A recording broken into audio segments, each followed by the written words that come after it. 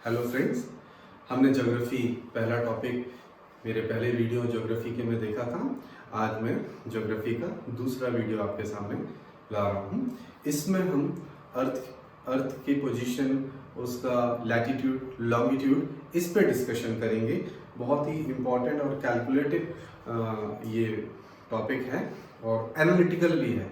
आप बहुत अच्छे से समझिएगा और यदि कोई क्वेश्चंस आपको आते हैं तो आप मुझे मैसेज में पूछ सकते हैं, टेक्स्ट कर सकते हैं।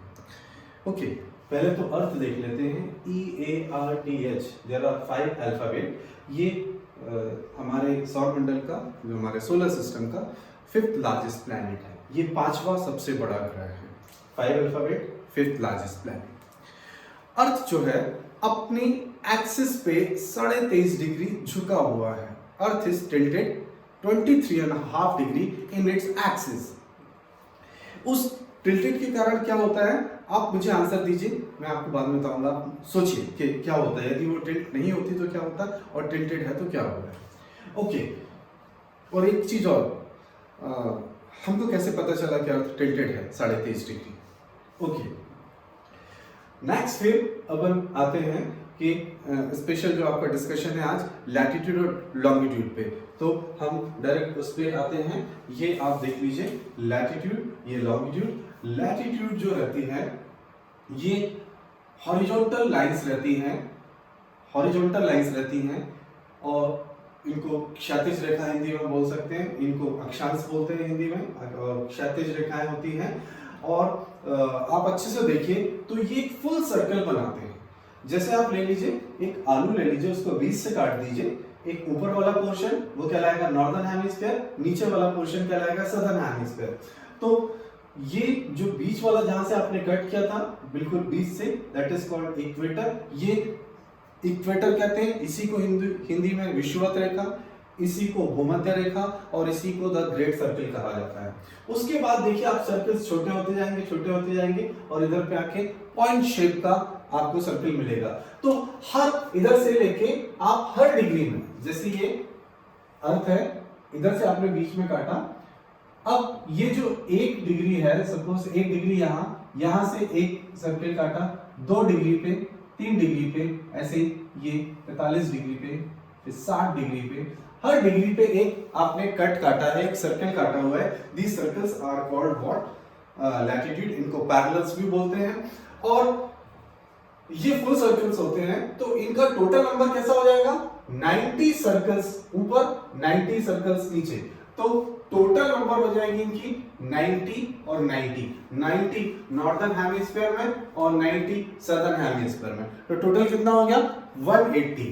तो 90 प्लस 90 180। कभी कभी 0 डिग्री को भी एक काउंट कर लिया जाता है, तो ये हो जाते हैं टोटल 181। आपको क्वेश्चन के अकॉर्डिंग समझ में आ जाएगा कि आपका आंसर 180 देना है कि 181 देना है। ओके, वन मोर थिंग, ये क्वेश्चन एसएससी में आया था, कई लोगों को समझ में नहीं आ पाया था क्योंकि क्वेश्चन सिंपल था, लेकिन एक्चुअल में क्या पूछा गया समझ में नहीं आएगा। तो लैटिट्यूड्स को शो करने के लिए किन डायरेक्शंस का यूज किया जाता है, बट ऑब्वियस है north and south. What is the north, only 2 directions are used, northern latitude, southern latitude. Okay, total number 181। अब मैं आपको ये बता दूं, 2 लैटिट्यूड के बीच का जो डिस्टेंस रहता है अप्रॉक्स 111.1 किलोमीटर, 111.1 किलोमीटर रहता है। ये आपको ध्यान देना है। और जो इक्वेटर है ये अर्थ को 2 इक्वल पार्ट में डिवाइड करती है। ये फैक्ट्स अपन को थोड़ा सा ध्यान दे देना। तो हम थोड़ा सा लैटिट्यूड के बारे में पूरा डिस्कस करते हैं, आप बहुत अच्छे से समझिएगा लैटिट्यूड वाला पोर्शन। तो लैटिट्यूड टोटल 180 या 181। दूसरा, इनको directions north and south direction, उत्तर एवं दक्षिण दिशाओं का प्रयोग किया जाता है इनको दर्शाने के लिए। फिर इक्वेटर के बारे में देख लो आप। तो इक्वेटर जो है ये 0 डिग्री लैटिट्यूड होता है। अब 0 डिग्री है तो ना तो वो नॉर्थ करेंगे ना तो साउथ करेंगे, 0 डिग्री लैटिट्यूड। ये अर्थ को 2 इक्वल पार्ट में डिवाइड करती है। दूसरी चीज, इक्वेटर के लिए इसी को ग्रेट सर्किल बोलते हैं, इसी को भूमध्य रेखा, इसी को विषुवत रेखा, मैंने अभी बताया था आपको। इक्वेटर के लिए एक पॉइंट आता है कि इधर पे अफ्रीका में इक्वेटर को एक रिवर है, इसको कॉन्गो या जायरे रिवर बोलते हैं, कॉन्गो या जायरे रिवर। ये इक्वेटर को 2 बार काटती है। Which river cuts equator twice? इधर कॉन्गो और Zaire, same river is same, 2 names are there, Congo और जायरे। इज इट ओके और नॉट? वन मोर थिंग आपको ध्यान देना है कि जब ये इधर से आप समझिएगा, ये बनाने शुरू हुए लैटिट्यूड, टोटल लैटिट्यूड इधर पे 90 है और इधर पे भी 90 है, तो इधर पे 1 degree, 2 degree, 60 degree, 70 degree, 80 degree और 90 डिग्री आते हैं। जैसे चिप्स बनाना शुरू करेंगे तो लास्ट वाला चिप्स पॉइंट शेप का रहेगा, तो पॉइंट शेप, तो 90 डिग्री नॉर्दर्न लैटिट्यूड, 90 अंश उत्तरी अक्षांश, एंड 90 डिग्री सदर्न लैटिट्यूड, 90 अंश दक्षिणी अक्षांश की लेंथ 0 होती है।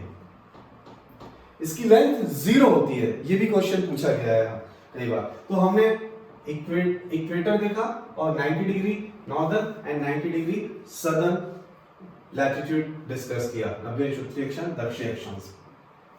2 लैटिट्यूड के बीच की डिस्टेंस 111.1 किलोमीटर होती है। Is it okay not? अब अपन आते हैं ट्रॉपिक ऑफ कैंसर, कर्क रेखा। तो ये अर्थ है, ये इक्वेटर है, ये जो लाइन है और एक लाइन ये है, ये 23.5 डिग्री नॉर्दर्न लैटिट्यूड उत्तरी अक्षांश रेखा है और ये है 23.5 डिग्री सदर्न लैटिट्यूड लाइन, दक्षिणी अक्षांश रेखा। उत्तरी अक्षांश रेखा को कर्क रेखा कहते हैं और 23.5 डिग्री दक्षिणी अक्षांश रेखा को 23.5 degree southern latitude line is called Tropic of Capricorn, मकर रेखा कहते हैं। इज इट ओके और नॉट? कर्क रेखा, मकर रेखा और ये इक्वेटर। क्लियर है आपको?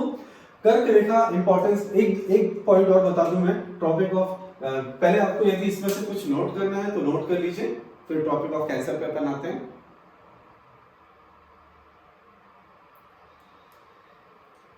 Okay, now we come to topic of cancer.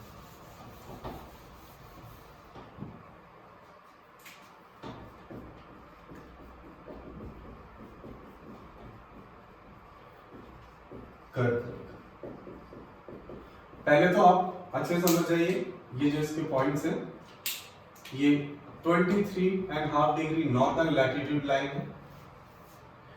Importance की बात ये है, ये भारत के बिल्कुल मध्य से होकर गुजरती है।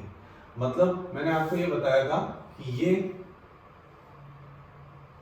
इंडिया की सिचुएशन इधर पे स्थित है और ये इंडिया के बिल्कुल बीच से होकर गुजरती है, इक्वेटर। माफ कीजिएगा, मैं आपके लिए मैं बस सांकेतिक बना रहा हूं। ये इंडिया के बिल्कुल बीच से होकर गुजरती है, ट्रॉपिक ऑफ कैंसर।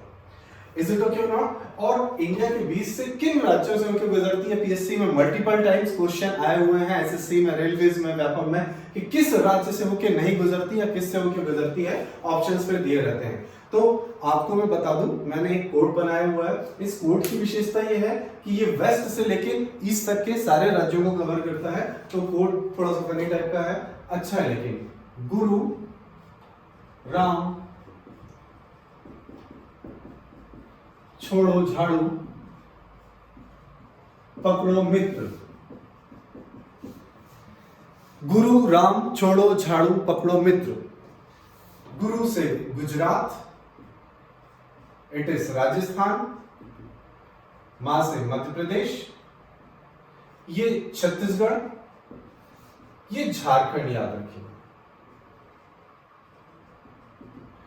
बस ये वेस्ट बंगाल को मैंने हिंदी में पश्चिम बंगाल आप याद रखिएगा, पास है, वेस्ट बंगाल है ये। और ये मी से Mizoram and it is Tripura. You just remember Mizoram और त्रिपुरा, बस इन दोनों का पोजीशन पहले त्रिपुरा है एक्चुअल में, बाद में मिजोरम है, लेकिन कोड बनाने के लिए मैंने ये रख लिया है। अदरवाइज सारे जो मैंने स्टेट का कोड बनाया हुआ है ये वेस्ट से लेके ईस्ट तक के सारे स्टेट को शो करता है। One more fact regarding tropic of cancer कि माही नदी इंडिया में ही है, माही नदी असम में, ये ट्रॉपिक ऑफ कैंसर को 2 बार काटती है। तो Mahi river cuts tropic of cancer twice, as I told you कि इक्वेटर को कॉन्गो या जारे नदी ट्वाइस 2 बार काटती है, सेम ट्रॉपिक ऑफ कैंसर या कर्क रेखा को माही नदी 2 बार काटती है। आपको कुछ इसमें से नोट करना है तो नोट कर लीजिए।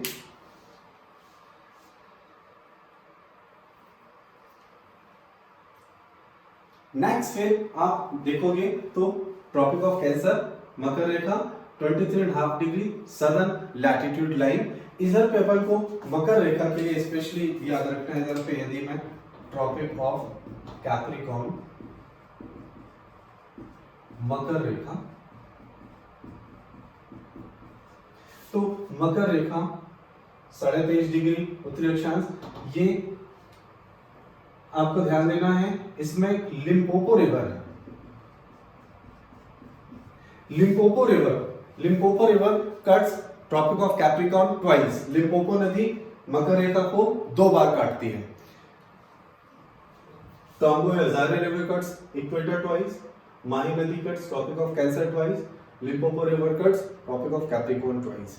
ये ध्यान देना है अपन को, ये क्वेश्चन इनमें से कई बार पूछे गए हैं। अफ्रीका कॉन्टिनेंट एकमात्र ऐसा कॉन्टिनेंट है जिससे होके ये तीनों लाइंस गुजरती हैं। इज इट ओके और नॉट? और भी कुछ अपन लोग पॉइंट बाद में डिस्कस करेंगे। ये 5 डिग्री ऊपर और 5 डिग्री नीचे, इक्वेटर के 5 डिग्री ऊपर और 5 डिग्री नीचे के बीच का जो एरिया है ये डोल्ड्रम कहलाता है, ये डोल्ड्रम कहलाता है। इस पे भी कुछ जब ज्योग्राफिकल कुछ कंडीशंस अपन डिस्कस करेंगे, ये बड़ा पीसफुल एरिया होता है तो डोल्ड्रम के बारे में डिटेल में बताएंगे। तो इक्वेटर आपके लैटिट्यूड पूरा क्लियर हुआ। Equator 90 degree southern, 90 degree northern, 90 degree northern, 90 degree southern, और Tropic of Capricorn, Tropic of Cancer, ये सारे रिवर्स अच्छे से क्लियर हुए आपके। Okay, now we come to longitudes. आपको कुछ नोट करना है, इसमें से नोट कर लीजिए।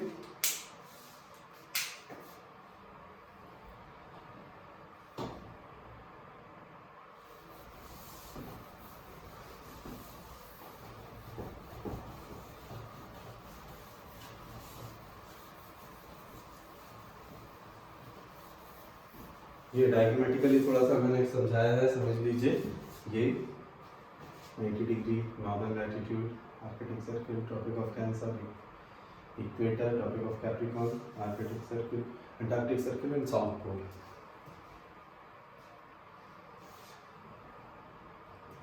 Now we come to longitudes. Longitudes आप समझने की कोशिश कीजिएगा।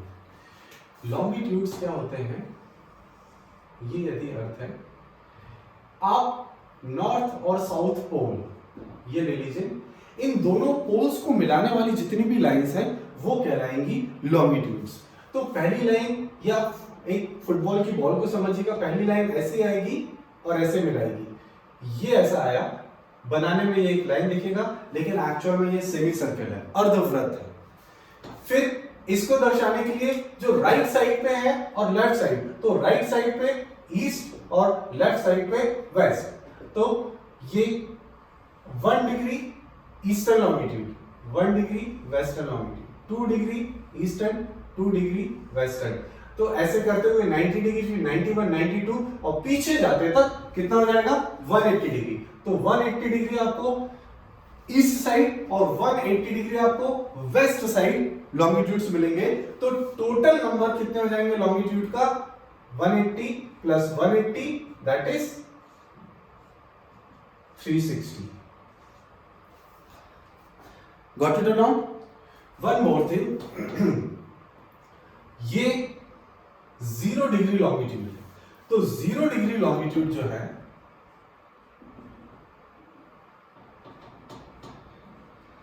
क्योंकि हर एक लॉन्गिट्यूड मेरिडियन कहलाता है, स्टैंडर्ड मेरिडियन जो है 15 मिनट्स के डिफरेंस पे रहते हैं, आप देखिएगा।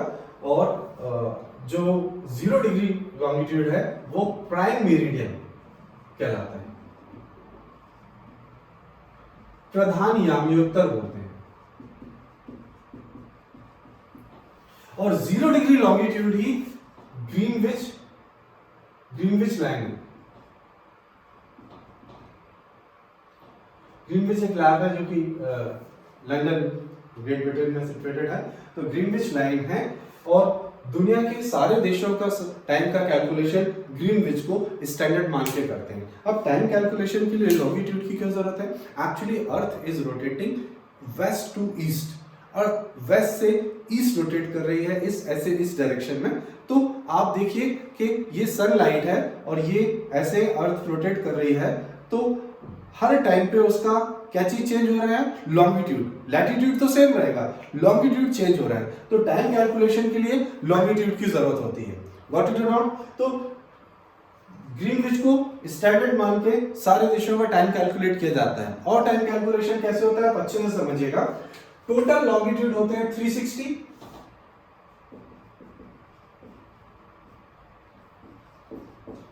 टोटल देशांतर, और तो टाइम कितना लगता है पूरा एक रोटेशन में अर्थ को? इट टेक्स 24 आवर्स, और you can say 24 into 60 minutes. 360 longitudes को पूरा रोटेट होने में 24 into 60 मिनट्स। 1 लॉन्गिट्यूड एक देशांतर को के बराबर सूर्य को या अर्थ को डिस्टेंस ट्रेवल करने में कितना टाइम लगेगा? 24 into 60 upon 360, that is 164, it is 4 minutes। एक लॉन्गिट्यूड के इक्वल डिस्टेंस ट्रेवल करने में 4 मिनट्स लगता है। Is it okay not? ये आप याद रखिएगा। अब अपन आते हैं इंडिया के पॉइंट ऑफ व्यू से। इंडिया का इधर पे ध्यान दीजिएगा। इंडिया की पोजीशन मैंने आपको बताई थी जब लैटिट्यूड बता रहा था कि इंडिया एक्चुअल में इधर सिचुएटेड है। फिर से क्षमा मांगता हूं, बस ये सांकेतिक मार्क है। तो इंडिया ये टॉपिक ऑफ कैंसर जाती है, लेकिन अभी अपन लॉन्गिट्यूड पढ़ रहे हैं तो उस पर नहीं बाद में आएंगे।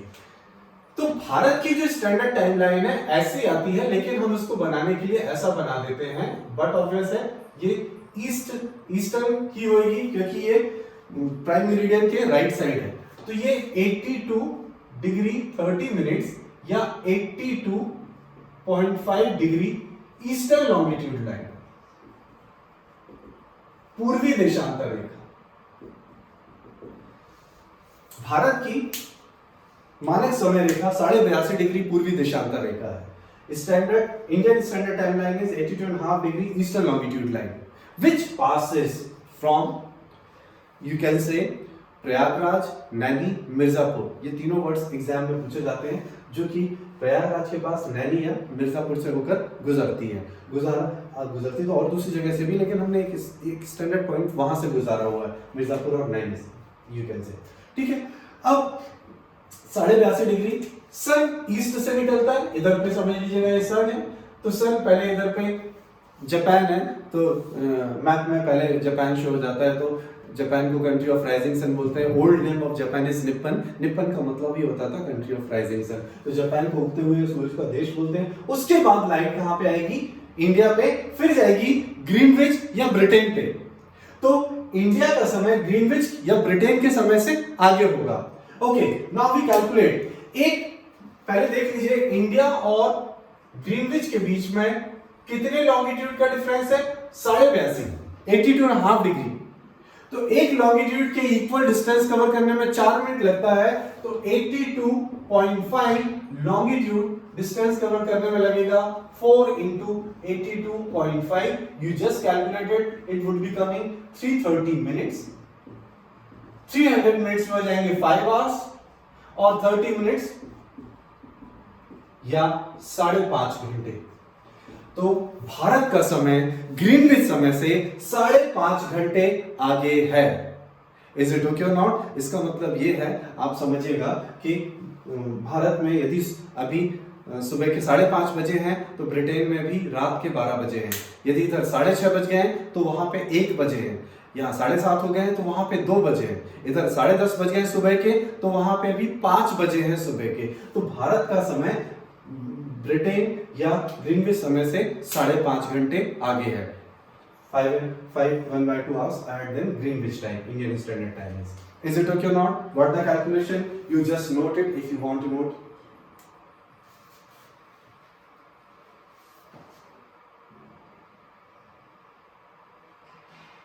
Okay.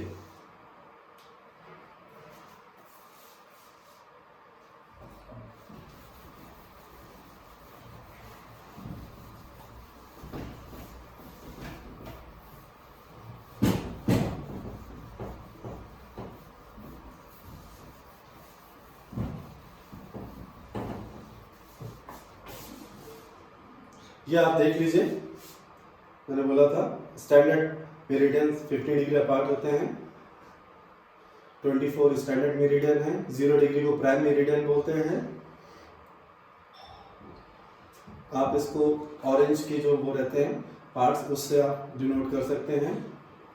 इसको थोड़ा सा आप समझिएगा, मैंने आपको बताया था, आप इधर देखिए, इधर समझिएगा. सपोज ये 0 डिग्री लॉन्गिट्यूड है, ये 0 डिग्री लॉन्गिट्यूड है, नॉर्थ पोल है, साउथ पोल है, ये 0 डिग्री लॉन्गिट्यूड 1 2 3 90 91 92 और फिर 180. तो 0 डिग्री के जस्ट अपोजिट जो लॉन्गिट्यूड होता है that is called 180 degree longitude. इस 0 डिग्री और 180 डिग्री को ना ईस्टर्न ना वेस्टर्न लॉन्गिट्यूड से शो करते क्योंकि ये एक ही रहते हैं. ओके और नॉट? तो अर्थ टिल्टेड है. जो 180 डिग्री लॉन्गिट्यूड है that is called 180 degree longitude is called international dateline.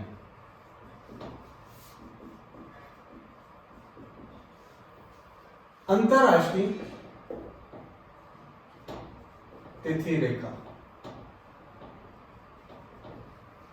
International dateline, अंतरराष्ट्रीय तिथि रेखा कहते हैं इसको. अब आप समझिएगा, और इसकी एक और विशेषता है, ये दूसरे लॉन्गिट्यूड से किस तरीके से डिफर है आप समझिएगा. International date line 180 degree longitude line, first of all it is just opposite to 0 degree longitude and it is not circular way. ये जो लाइन है ये सीधी ना आके ये जिगजैग वे में आती है. उसका भी रीजन है, मैं अभी बताऊंगा. It is having 3 folds 1 2 and 3. It has been the question been asked, how many folds are there. It is in zigzag shape. It is just opposite to 0 degree. It is having 3 folds. One more thing, ये पूरा एक fold consider किया जाता है. ये इसलिए है क्योंकि आप समझिएगा, जैसे ये अभी एक लाइन है, आप इधर से जैसे इधर पे आए, अर्थ को ये 24 आवर्स लगे, 24 आवर्स के बाद दिन अगला हो जाता है. मतलब सोमवार था तो मंगलवार हो गया, ट्यूसडे था तो वेंसडे हो गया, वेंसडे था थर्सडे हो गया. अब क्या हो जाएगा, suppose for the time being यदि सीधे गुजार देते कि ये एक्चुअली क्या चीज है, ये रशिया का पोर्शन है या अमेरिका का पोर्शन है, सपोज ऐसा लेते हैं, तो थोड़ा सा रशिया का पोर्शन इस तरफ आया था, थोड़ा सा, तो भले ही थोड़ी देर के लिए, लेकिन एक रशिया के पोर्शन में मंडे रहता, एक में ट्यूसडे रहता. तो इन्होंने पहले तो ये कोशिश की है कि इसको मैक्सिमम सी ओशन इनसे गुजारा जाए, तो उससे गुजरिए, और जहां पे भी कोई एक देश या उसके आइलैंड्स होते हैं तो वहां से उसको थोड़ा सा टिल्ट कर लिया जाता है. तो ये आप समझिएगा इंटरनेशनल डेट लाइन, ये अंतरराष्ट्रीय तिथि रेखा है, जो कि इसके बारे में 3-4 पॉइंट्स हैं मैं बताने वाला हूं. पहले आप समझ लीजिएगा, ये 0 डिग्री का अपोजिट है, पहला पॉइंट. दूसरा, ये जिगजैग शेप में है. तीसरा, इट इज हैविंग 3 folds.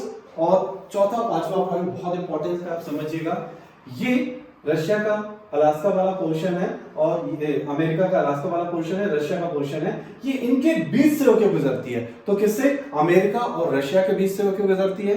दूसरा, ये पैसिफिक ओशन है, प्रशांत महासागर है, तो प्रशांत महासागर पैसिफिक ओशन से होकर गुजरती है. पैसिफिक ओशन का एक यदि सी की बात करेंगे तो सी जो रहता है वो चुक्शी सी है, चुक्शी सी. तो ये याद रखिएगा, चुक्शी सागर, ये लिखा हुआ चुक्शी सी.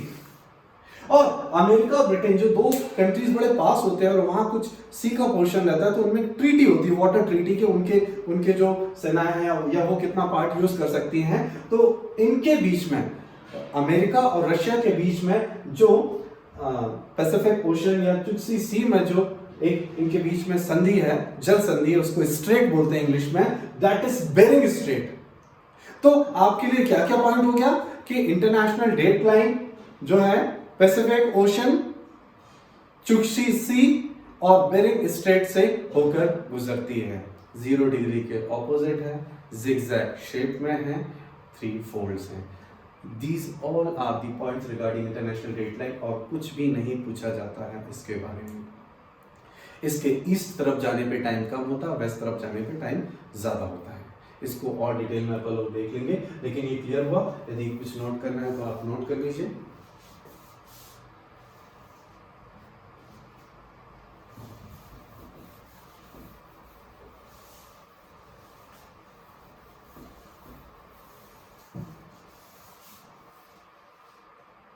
देन ये थोड़ा सा देख लीजिएगा, उपसौर और अपसौर, पेरिहीलियन और एफिलियन क्या होता है। मतलब